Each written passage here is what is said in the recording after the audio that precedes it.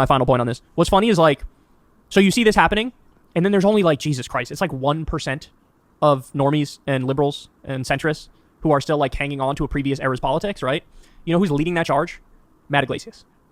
You got people like Matt Iglesias, and you got some weirdos, some like abundance liberal types who are like, you know, I don't think it polls well to talk about Kilmar Abrego Garcia.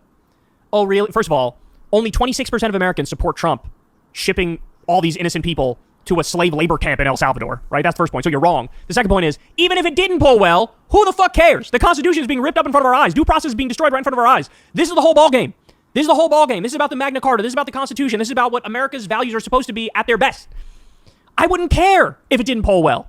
An innocent man was rounded up, and he's now sitting in a fucking concentration camp with no way out and no hearing, and I'm supposed to be okay with that? You're supposed to be okay with that? Why would you even talk about politics if this doesn't get you going? Why? Why would you do that? Just shut the fuck up and go pick up a different hobby. Go play with some pogs. Go pick up Pokemon or Witches and Warlocks if that's still a fucking thing, or Magic the Gathering. Do something else. This is, it all comes down to this. This is the whole ballgame. And if you're sitting there going, well, actually, shut the fuck up. Shut the fuck up. So he's like the one person I see on the liberal side who's like, well, I actually don't think it's advisable to keep talking about Kilmar Abrego Garcia. Like, oh my God. This pundit brain thing where it's always like, always analyzing things through the lens of, well, how is this going to play? And it's like, sometimes you just got to take a moral stand. Sometimes you just have to stand 10 toes down and believe in something and fight for something. And in this instance, it's super easy because this is something every civilized person believes in. Having due process. When you get rid of that, none of us are safe. They could disappear you. They could kidnap you and human traffic you wherever the fuck they want. And then when you say, you got the wrong guy, they go, we don't care. We're not even going to check to see if it's the right guy. Yeah. So we need to talk about all important issues. Kilmar Abrego Garcia is an important issue. The immigration thing is an important issue. Sending people to camps in El Salvador is an important issue. So I don't know what abundance liberals are getting at by saying we shouldn't talk about this. I'd like a better explanation. Now, if it does not poll well, that would be relevant, but it wouldn't necessarily mean that, oh, we shouldn't talk about it. You know, it just means that, oh, we're fighting an uphill battle, which I don't even think we are. Only 26% of Americans approve of what Trump's doing with respect to this, as Kyle pointed out.